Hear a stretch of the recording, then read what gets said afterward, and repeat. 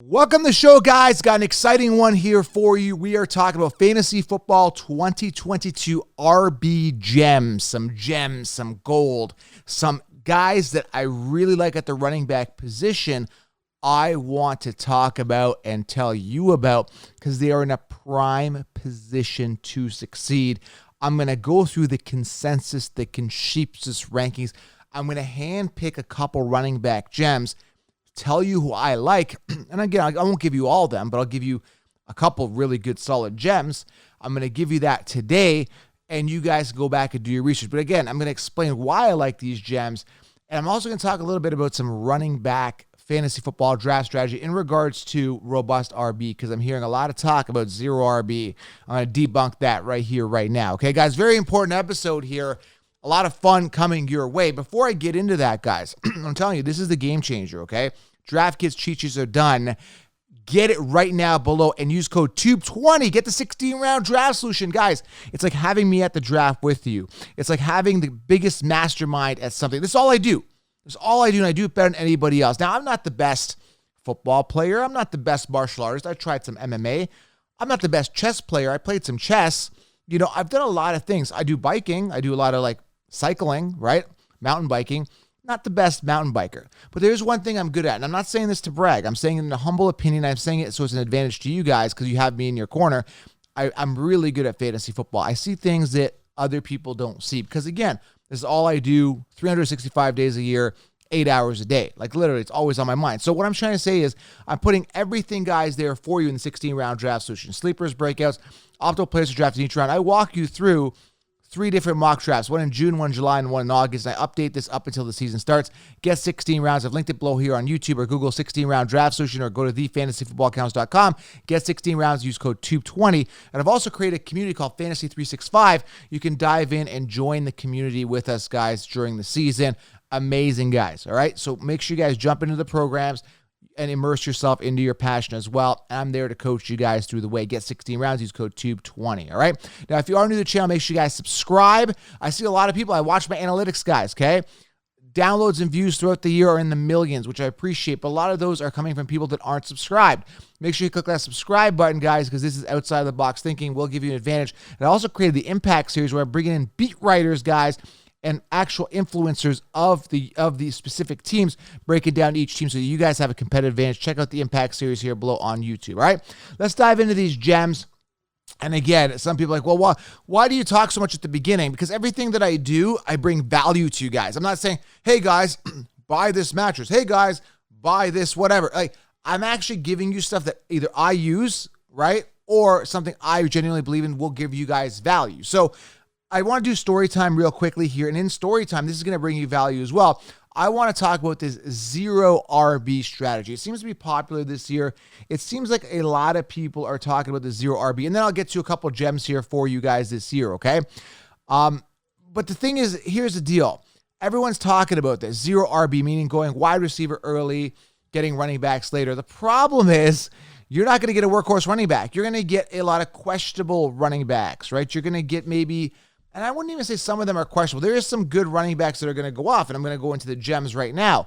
But you're going to end up with maybe a James Conner or a Lenny Fournette or a J.K. Dobbins or a Josh Jacobs or a Travis Etienne. When Robinson comes back, right, I had the beat writer on, man. Robinson could be the RB1. I don't see any reason why. Etienne has not even played a game in the NFL. Everyone's jumping on the Etienne trade. Oh, well, I'm just going to go wide receiver early. I'm going to get Travis Etienne later. What has he done? Yeah, he's got some rapport with Trevor Lawrence. Could go off. But James Robinson's there to get all the rushing yards. He's going to be like a Nick Chubb there, right? Now, again, you got to be careful with this because what I'm going to tell you this right now, this is the best point I can make.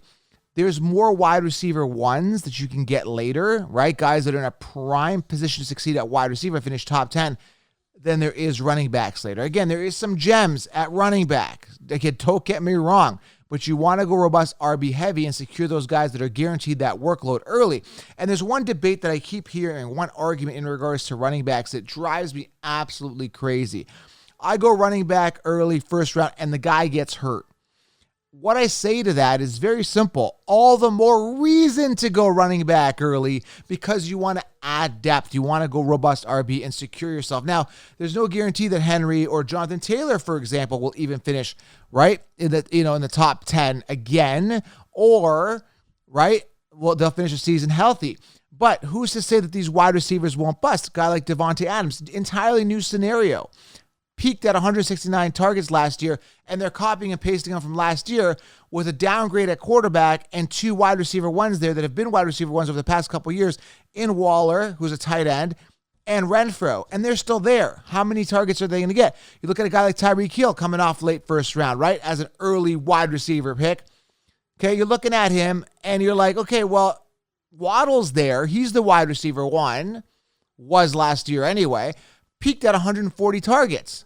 Peaked at 141 targets. So maybe Tua gets in the groove and somehow, gives Tyreek 150 targets, and then Waddle, what happens to Waddle, right? Like, it's crazy, man. But all I'm saying is this, like, copying and pasting wide receivers, I think that's more of a risk than drafting a workhorse running back that's going to get you guys that volume that's primed for success. If he gets hurt, you get more running backs. You get depth. Okay, guys? Just a tip to debunk that, because I don't believe in this zero RB. I think it's total BS. Anyone teaching you that shouldn't be talking about fantasy football. They're just doing everything to oppose me because they know I'm right. All right, guys? I'm here to help you guys win. All right? Let's talk about these gems here right now. First gem here I'm going to talk about. Absolutely love him. You're going to hear me talk about him in all my videos, but I don't care. He is a gem. Derrick Henry. Now you're saying, well, Joe, that's obvious. He's a top 2 pick, right? In standard and in PPR. What's he sitting in PPR on the consensus, on the consensus? He's a number 6 on the consensus. Doesn't matter. He's a number 1 overall. Coming off that foot injury, surgery. Understand, guys, this guy's putting, again, top 10 numbers in all categories. And he played like 8 games, pretty much all categories. I mean, rushing yards, rushing touchdowns, attempts. This guy was crushing it, and he played 8 games, and I cannot emphasize it enough. Well, some people say, well, Joe, this guy was primed for 400 yards. No wonder he got hurt. They're going to preserve him. Maybe they preserve him a little bit, but he's still going to get 250 attempts, bottom line, where some of the guys you get later are scraping the bottom of the barrel, like Aaron Jones, right? Everyone's high on Aaron Jones, and I see the appeal of Aaron Jones because Adams is gone. He may be used more in the receiving game, and I get that. But Dillon out-attempted him last year. He had more attempts and rushing yards than Aaron Jones. Why would I invest an early pick in Aaron Jones knowing that the guy behind him is out-rushing him? It makes zero logical sense to me. Even if Aaron Jones finished top 10, that's a huge risk knowing that A.J. Dillon is outperforming him. But when I look at a guy like Derrick Henry, beautiful, guys. He is your definition of smash mouth football, strong, aggressive, volume, no committee kind of running back. And he's coming off injury, which means he had his setback last year. A setback is a setup for a huge year. Love him ahead of even a guy like Jonathan Taylor. Now, trust me, I like Jonathan Taylor. Regression's coming. He's in a committee now with Hines and Lindsey. Again, are they going to be a factor? I think they're there more for depth. I had the beat writer on. They're there more for depth. But it's still going to be something that I'm looking at and saying, hey, man, Jonathan Taylor had this pinnacle year last year. There could be definite decline coming, so be cautious with him. Again, love him, but decline coming. There's no way he finishes on top yet. Again, last time that happened was Priest Holmes in 2002, 2003. It's been a while. If anyone's going to do it, it's going to be Taylor, but I really, really doubt it. So, again, Henry, major gem for me. I like him ahead of Jonathan Taylor. I'm going to give you a couple more solid gems here as we go through this. That one's Captain Obvious, all right? Next guy here, again, I'm going to talk about him. I'm going to talk about, well, Joe, you sound like a broken record. I don't care. I don't care. Some people say, well, why don't you just change your opinion? Tell me somebody else. Well, that goes against what I'm trying to preach and the research that I've done. But the next guy I'm talking about is Saquon Barkley, especially sitting 14th on the consensus rankings. This guy can and will finish top 5, maybe top 3, maybe even top 1 amongst running backs. You say, that's crazy, Joe. That's unbelievable. Listen, it's been unfortunate for him since 2018, since his rookie year, throughout the years, right? He hasn't really done well. He's been injured last year, had a preservation type year, first year coming off surgery, 1 year off it. Now he's 2 years removed from that. Contract year, improved O-line, focal point of that offense, explosive. This is the year for Saquon Barkley. If he does not do well, his career is over. Let me just say this one more time, okay? If he cares about having an NFL career, if he cares about getting paid, if he cares about his future, it sounds like he's a high work ethic kind of guy. if he cares about his future and he wants a contract, a mega contract, he wants a deal, this is the year. Okay, I know I kind of said that last year, but this is the actual year. All right, all right, let's put it that way. So Saquon Barkley is a gem, and he's valued. And he's in the second round. I'm stealing him in every second round. And you guys say, well, Joe, I got him in the second round. My team busted. Let's say he bust. You told me Saquon Barkley. Well, I'm telling you to add depth. I'm not just saying, well, hey, just draft Saquon Barkley and then just wait, right? No, I'm saying add depth. Go robust RB, a backup plan for a backup plan for a backup plan for a backup plan. That's what I teach in 16 rounds. So if you go Saquon and he does bust, which I don't see happening unless he gets hurt, which is very viable, you've got a backup plan for that, all right? But I still think Saquon's a gem. You've heard me say this. I'm not going to spend too much more time on it. Absolutely love him, all right? Now, again, I'm going to do another video on what's the opposite of gem. Help me out here. Anyway, I'm going to do a video that's opposite, guys that I don't like. Maybe trash. Running back trash. How about that? That I don't believe in, all right?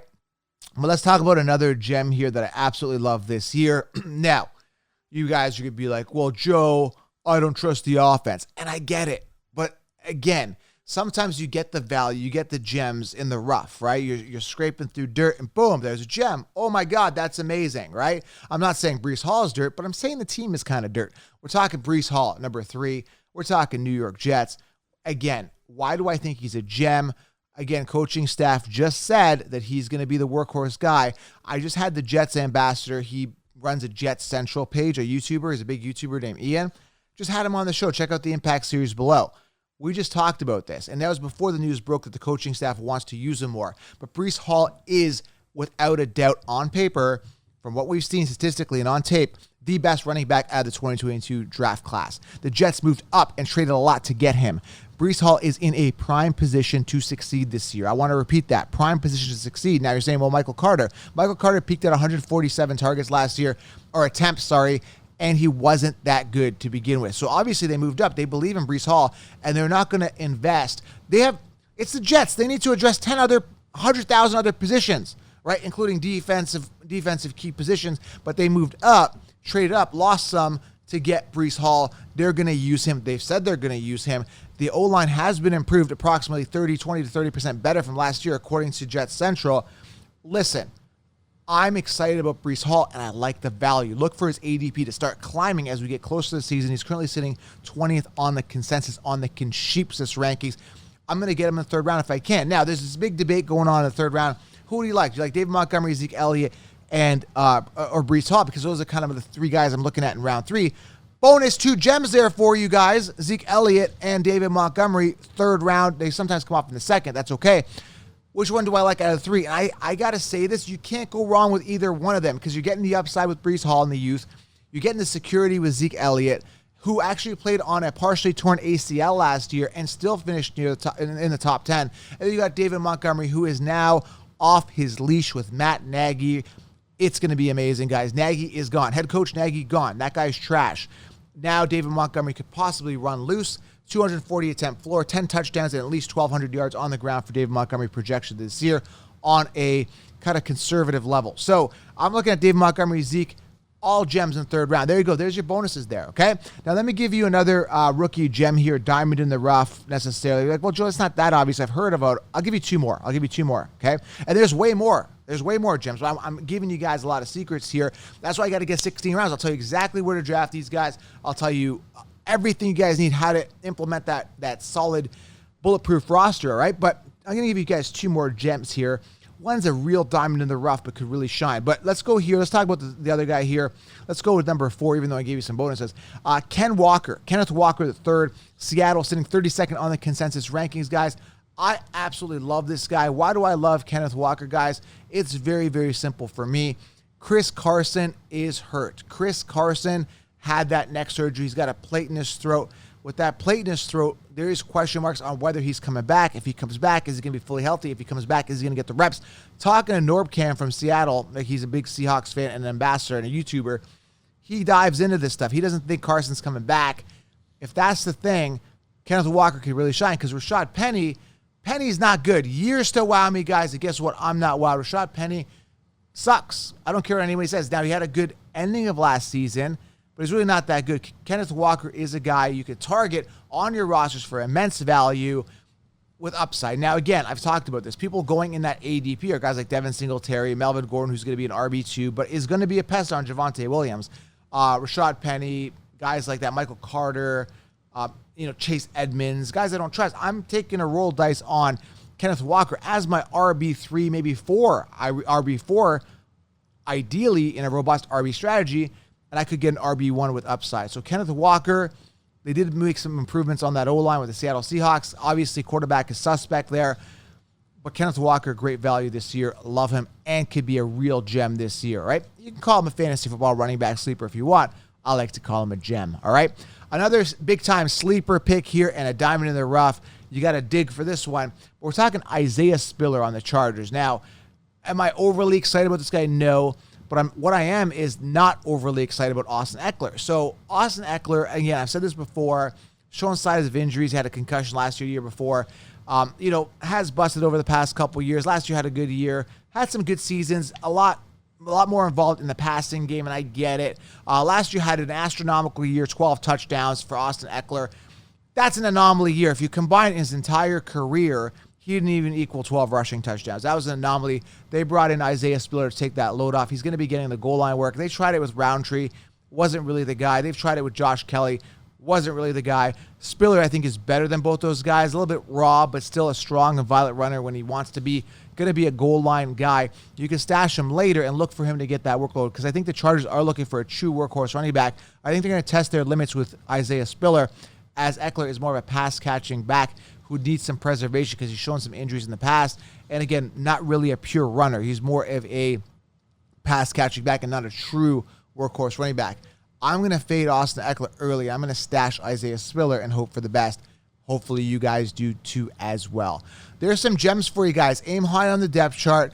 Get a sleeper later in regards to a guy that could take that RB1 spot, and you should be good to go. There's some depth for you guys at running back. If you want to get that running back formation that I just gave you guys, that's pretty amazing. There's a lot of inside information here for you guys. Wink, wink, nudge, nudge to help you. Now, you're going to need more than running backs. You're going to need those wide receiver sleepers. You're going to need wide receivers relatively early enough without compromising that RB position. You're going to need the right tight end later. You're going to need the right potential defense, right? You want to kind of rank the defenses, know when to get them, know when to hold them, know when to fold them, and you want to make sure you get the right quarterbacks, and you want to make sure that roster is optimal. All that is in the 16-round draft, so you should get it, linked it below. You will crush your leagues, guys. All right? I got to roll out. I appreciate you guys. We'll talk soon. Get 16 rounds, subscribe, thumbs up, and let me know which running back gem you like this year and which one you suggest. We'll talk soon.